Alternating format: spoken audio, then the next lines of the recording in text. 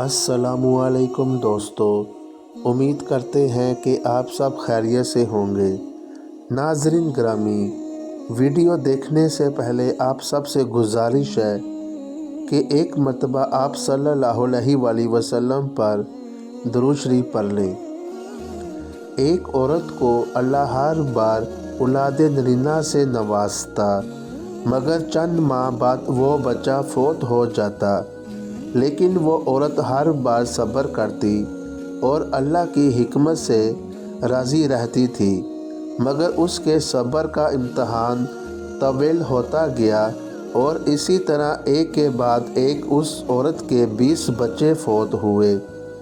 आखिरी बच्चे के फौत होने पर उसके सब्र का बंधन टूट गया। वो आधी रात को ज़िंदा लाश की तरह उठी और अपने खालिक हकीकी के सामने सर सजदे में रख कर खूब रोई और अपना गम बयान करते हुए कहा, ऐ कौन व मकान के मालिक, तेरी इस गुनाहगार बंदी से क्या तकसीर हुई कि साल में 9 महीने खून जिगर देकर इस बच्चे की तकलीफ़ उठाती हूँ, और जब उम्मीद का दरख्त फल लाता है तो सिर्फ चंद माह उसकी बहार देखना नसीब होता है।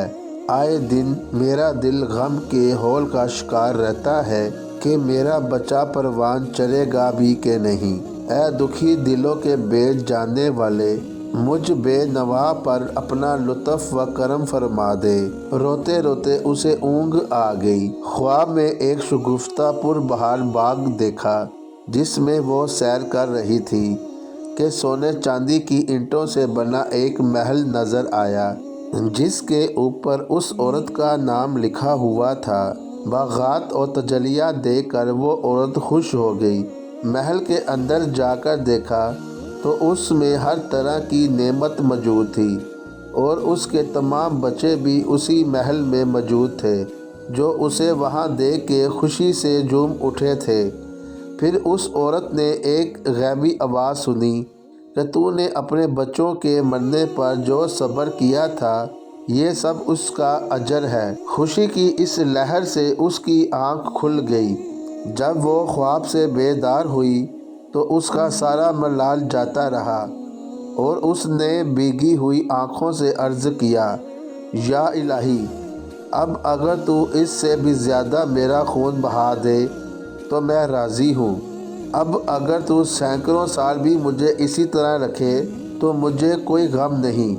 ये इनामात तो मेरे सब्र से कहीं ज़्यादा है। दस हयात इंसान को हर हाल में सब्र का दामन थामे रखना चाहिए, क्योंकि यही चीज़ इंसान को अल्लाह के करीब करती है। नाज़रीन ग्रामी, अगर आपको ये वीडियो हमारी अच्छी लगी है तो इसको लाइक करें, शेयर करें, सब्सक्राइब करें ताकि आपको रोज़ाना हमारी वीडियो आती रहे। अपना ख्याल रखिएगा। अल्लाह हाफिज़।